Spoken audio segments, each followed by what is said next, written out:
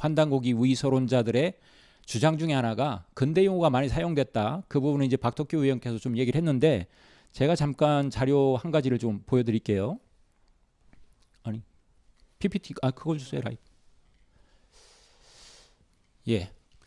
지금 앞에서 뭐 자유나 평등 뭐 이런 용어들이 근대에 사용된 게 아니라 고전에 사용되었다 이런 얘기도 했는데 한 세 가지 용어를 제가 좀 자료 조사를 해봤는데요. 문화라는 표현이 등장한다. 또 국가, 산업 이런 어떤 표현들이 등장하는 거에 대해서 저런 어떤 용어들이 사용되니까 저것은 근대 이후에 이 환단고기가 쓰여진 거다. 그렇기 때문에 위서다. 뭐 이런 얘기를 했어요. 근데 문화라는 것이 지금 컬처, 영어의 컬처를 번역하는 과정 속에서 문화라는 용어를 사용을 했는데 사실은 저 문화라는 것이 이제 문치 교화라는 어떤 의미로서 학문으로서 다스리고 교화한다는 그런 어떤 의미로서는 여러 군데에서 그 이전에도 쓰인 게 있지만 지금의 컬처 개념이라는 차원의 문화라는 용어도 이미 조선왕조실록에 보면 성종실록에도 등장을 합니다.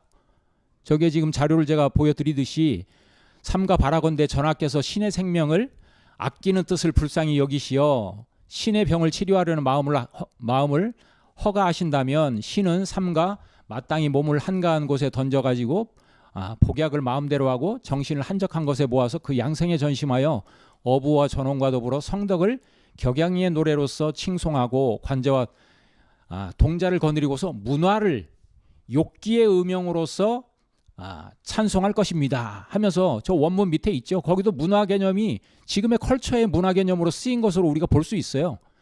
그러니까 이미 문화라는 것은 저 시대에도 용어로서 지금의 컬처 개념의 문화 개념이 이미 쓰이고 있다는 것을 우리가 확인할 수 있거든요. 그리고 국가도 마찬가지죠. 지금의 네이션, 이 스테이트 국가의 개념으로서 쓰인 것이 삼국사기 신라본기에도 이미 등장합니다.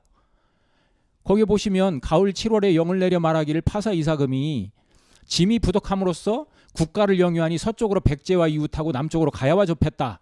그 원문 자체에 국가가 등장하잖아요. 저기에 저 국가라는 것은 신라 국가를 상징하잖아요.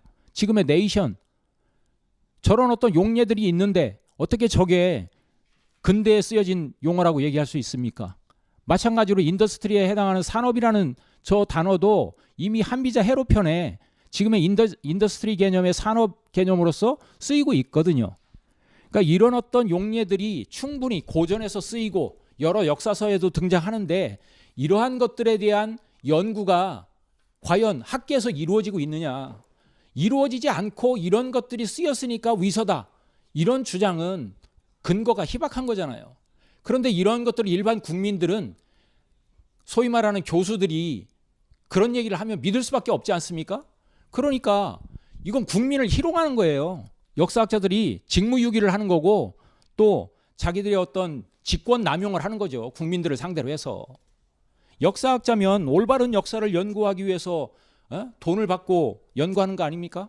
그런데 어떻게 이런 사기를 칩니까? 그러니까 이런 얘기를 그대로 받아들여 가지고 한동훈 전 대표를 비롯해서 여야 정치인들 모두가 대부분이 한마디 한 사람들을 보면 대부분 다 환단고기는 위서라고 얘기를 해요. 과연 그 사람들이 책을 들여다보고 이거는 위서라고 얘기한 걸까요? 저는 아니라고 봅니다.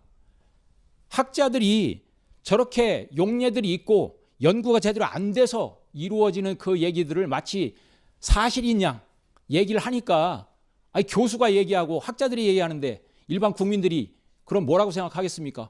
저 사람은 전문가니까 그 말을 믿어야 되겠지 이렇게 생각 안 하겠어요? 그러니까 이거는 대단히 국민을 희롱하는 작태예요. 사실은.